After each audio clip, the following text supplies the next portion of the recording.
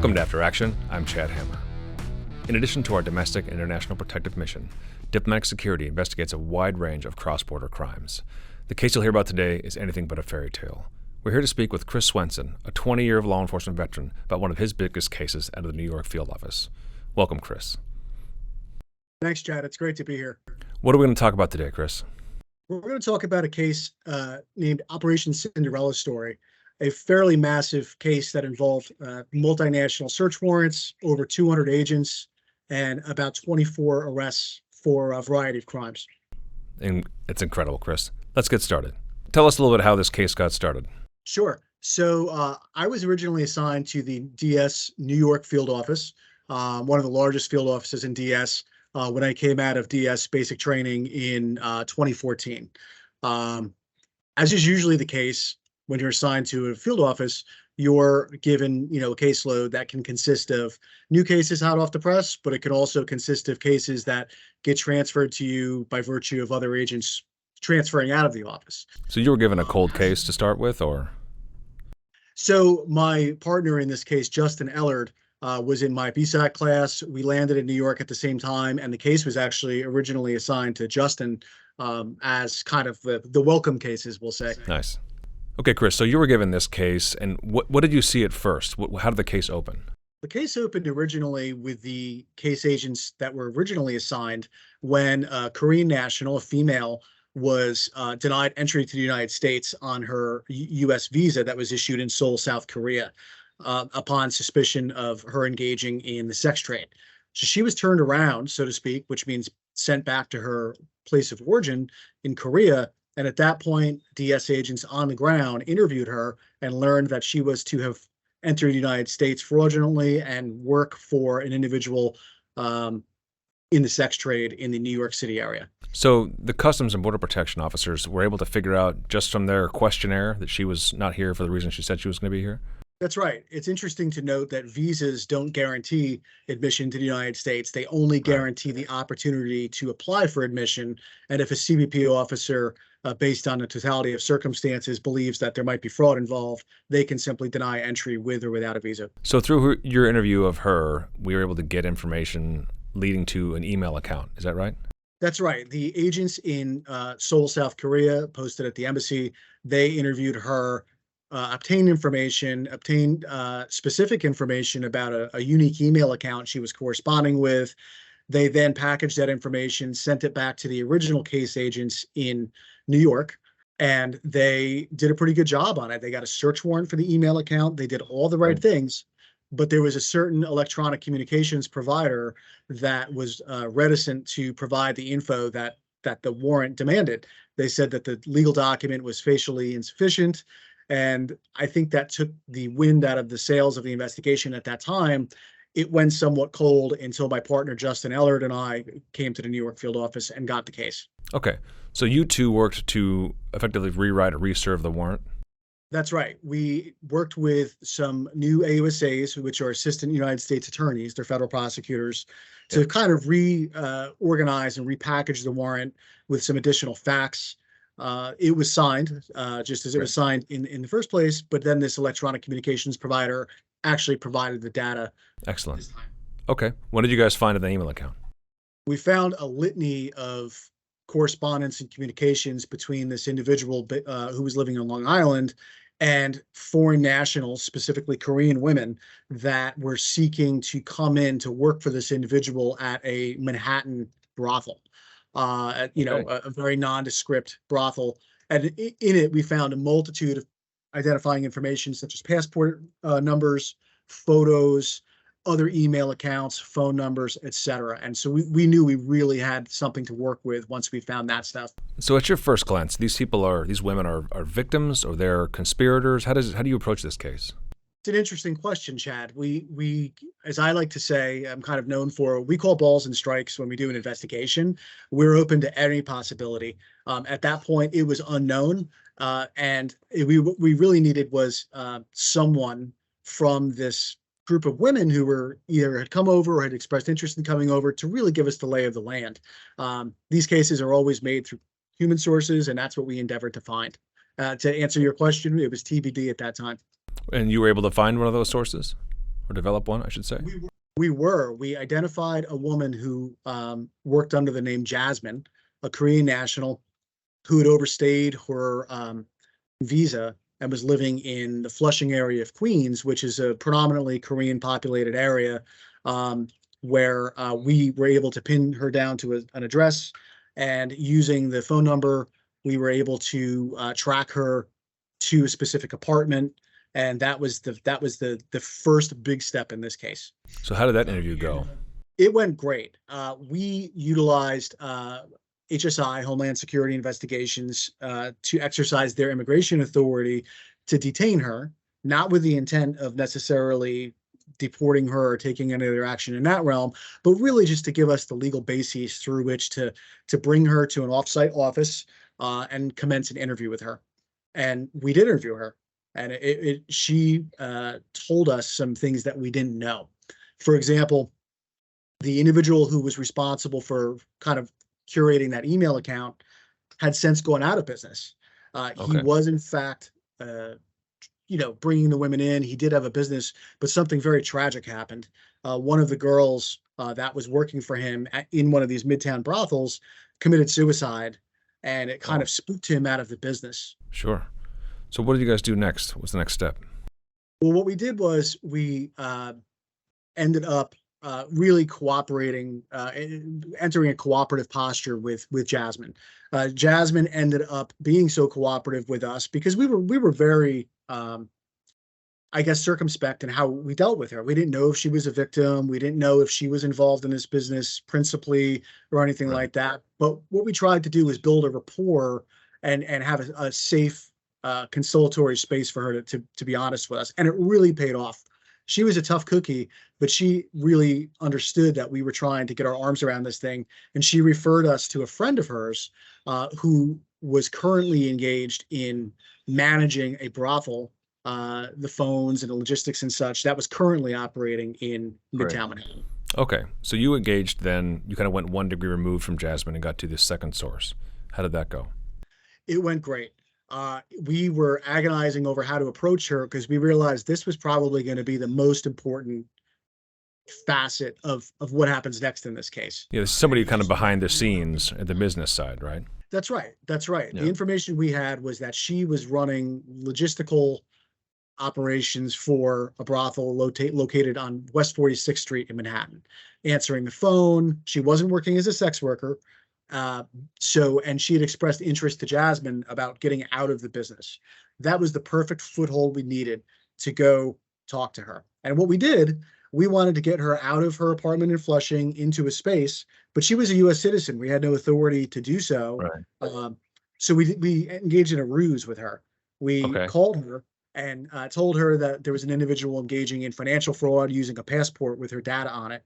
That sufficiently worried her to be able to come see us the same day or the next day. It was very, very soon. And we sat down with her.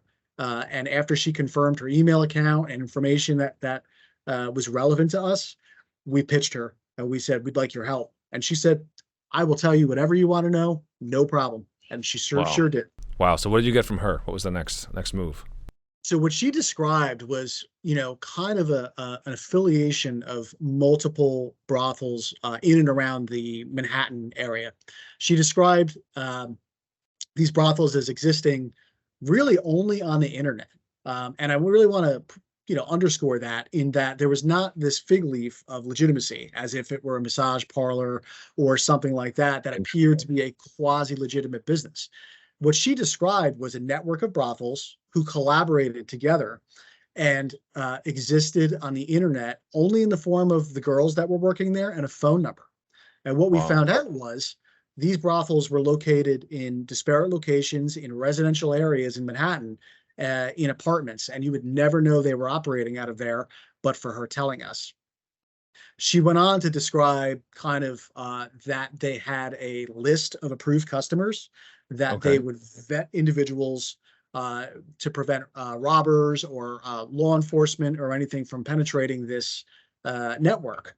And they were very careful. And so she gave us the lay of the land, and she was able to specifically tell us she was in one of these location is the 46th Street location as recently as the day before we spoke with her. So the information was super fresh and very credible. So, for those of us not familiar with New York real estate, this area is a rough area, or this is a nice place. Where are these brothels located? Almost exclusively in very nice, expensive neighborhoods.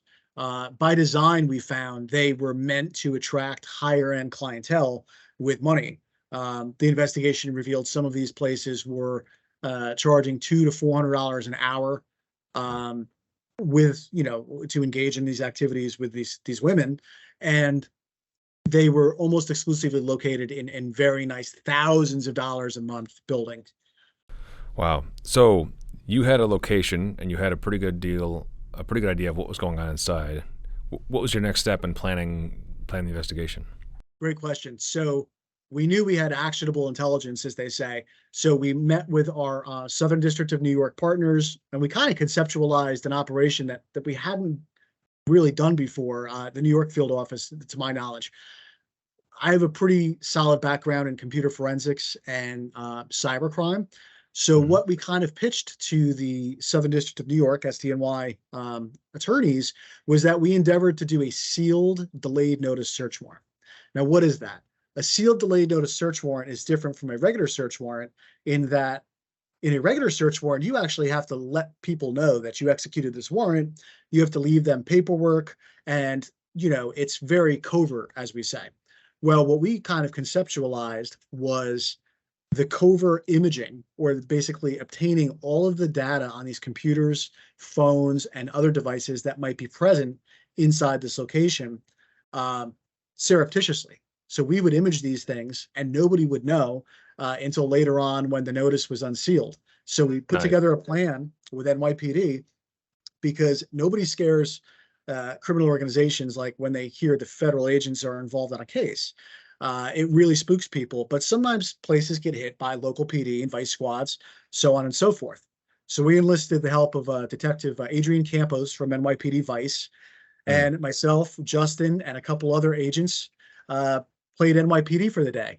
And we wore NYPD raid jackets, armed with a search warrant that they didn't know was a federal search warrant, and we executed within that week. Okay, wow. So this all happened pretty fast. So this was during operating hours. You guys were there.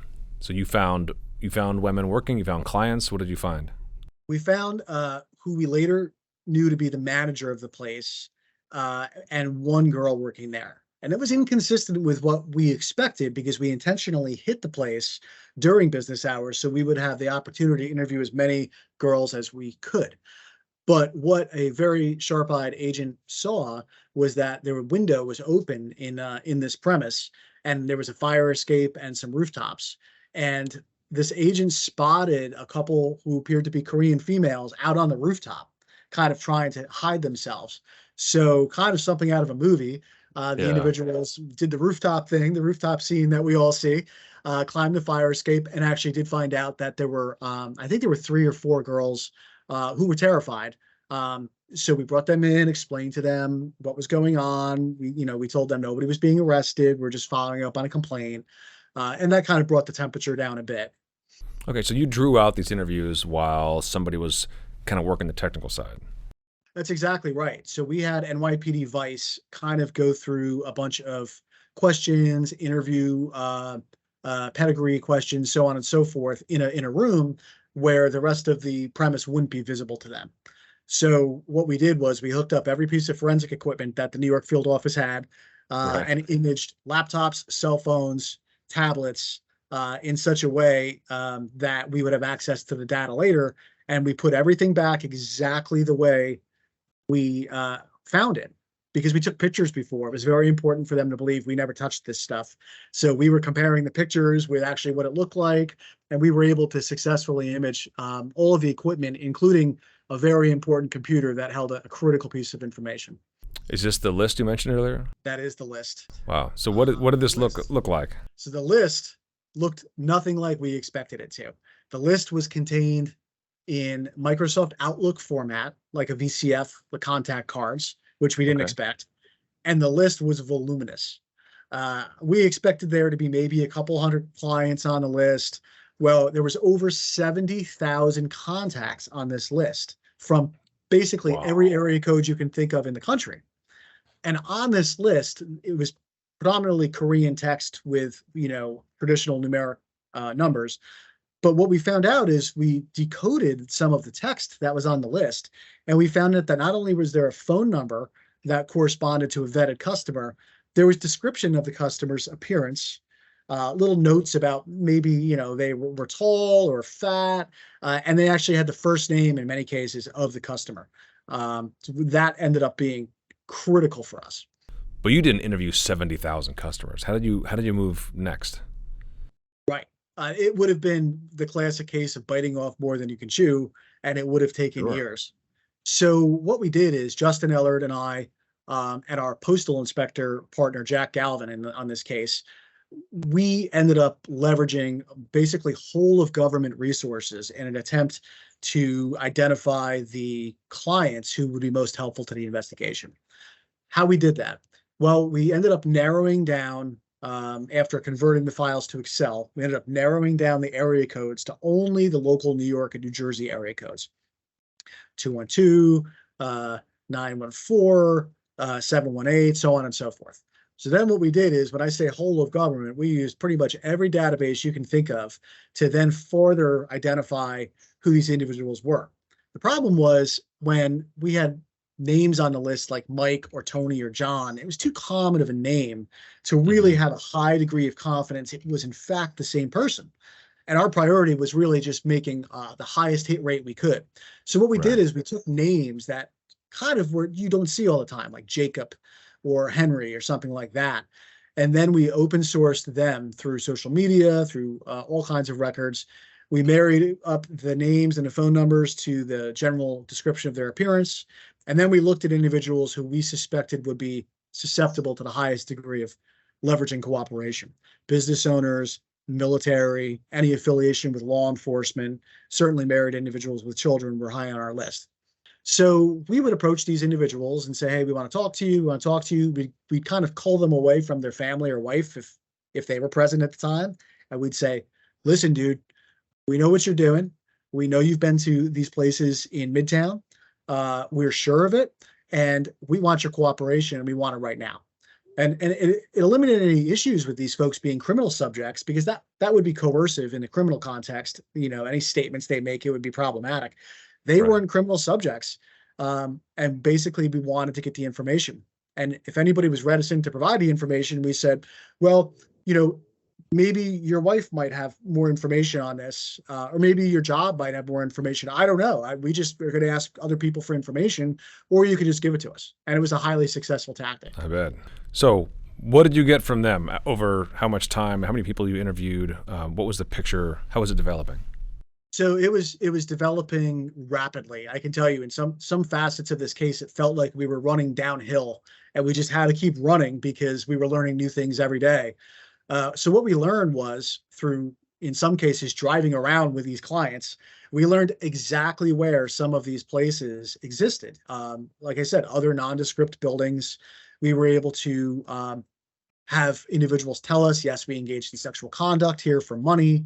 We were able to get reviews online that they were able to point us to, saying, "Okay, well, individual one then referred us to a website that had erotic style reviews on them." So we were really able to marshal the information in a way where it clearly formed a network. So you were seeing more than one website, right, tied to this organization. You were seeing these review sites, but also the hosting sites, and that became part of the investigation as well, right? It did. So I like to use an analogy. I'm a big baseball fan. Unfortunately, I'm a Mets fan, so life is hard sometimes. However, we looked at these brothels in a way like baseball teams are organized under, like, the National League or the American League, so to speak. So all of these teams were affiliated, or in this case, the brothels, but they were really kind of like a cell within themselves. What we found was we found similarities in website architecture, naming conventions of files on websites, domain information for these websites was all tied to an individual that we determined lived in South Korea, later identified as Ryan Kim. Ryan provided website services, and, as we found out later, money laundering services to this network, along with an individual named Sean Kim and Jeju. But Ryan was located in the Republic of Korea, which presented a hurdle, but we were easily able to overcome that later through DS's kind of multinational reach. Right. This is one of the benefits of having agents in almost every country. This case would not have been doable, I think, working in many other agencies, certainly agencies that don't have any international presence. It was crucial. So somebody like Ryan then becomes an actual target, somebody you actually want to put charges on. What other targets did you develop? Yeah, so we ended up, when we were conceptualizing this case, we didn't have any evidence of coercion in the traditional sense. That's not to say these girls lived good, happy lives. In fact, we found out that many times they were victims of golden handcuffs, I say. Girls with, in some cases, limited education, little to no English language ability, no immigration status, and servicing sometimes dozens of clients a day. And it's tough to kind of get out of the field once they're in it. So I say that because what we ended up kind of conceptualizing the charging framework of this case was as a money laundering case, right? Which may not be readily apparent why that is, but we did it for a couple different reasons. For one, you saw the high volume of money coming out of these, you said over $1 million a year. So where's that money going, right? It's not going into bank accounts, not legitimately anyway. Exactly. So when we identified the website providers, it's important to note the websites were critical in this case because it was really the only way that they existed other than their physical location. There's Right. no business cards or yellow book entries or anything like that besides a website and an advertisements on different companies linking it back to the websites themselves. So the websites really were promoting this activity. And really that's the consummate bar for what's called a 1956 money laundering conspiracy charge. So that's what we pursued. And indeed, the website providers providing that crucial service became targets of our investigation, as well as the owners of these establishments. But there was something else you found about the physical money involved in these cases, right? We did. So we were told from a couple different sources that we developed from the search warrant, so on and so forth, that there was an old Korean lady that would be the bag woman, so to speak, in that she on a weekly basis would traverse Manhattan by foot and go around to these establishments, these sex businesses, and collect money in a bag. Almost it kind of brings back like the mafia style, like people are handing out envelopes and so on and so forth, and it's money pickup day. So that's what we were told was happening. And we ended up identifying her. Her name was Hoi Ham, and she ended up being Ryan Kim's mom, the website and advertising individual in Korea. She lived about 10 minutes from the New York field office in Palisades Park, New Jersey. And so you spent some time trying to confirm her activity, right? Tracking her down or following her around? How did that go? We did. So we ended up putting a GPS tracker on her car, thinking that maybe she was driving into Manhattan, although that ended up not being her MO. We wanted to find out how she was getting to Manhattan and find out, how exactly she was doing this and confirming basically the source's accounts of what was happening. Right. So we ended up getting a GPS tracking order for her cell phone that was hosted by another agency. And so, as is typical in DS, we had to block a whole lot of individuals off from protection duties in the event some details and VIPs rolled into Manhattan. So we ended up having about 15 agents total on standby, blocked off for the entire day to assist Justin and I on this prospective surveillance. Right, because following somebody around can't be done with one or two agents. You need people to kind of leapfrog and be ahead of time, and it does. I mean, you can try to do it with one or two agents, but you're not going to do it well. And the best case would be if you lose the person.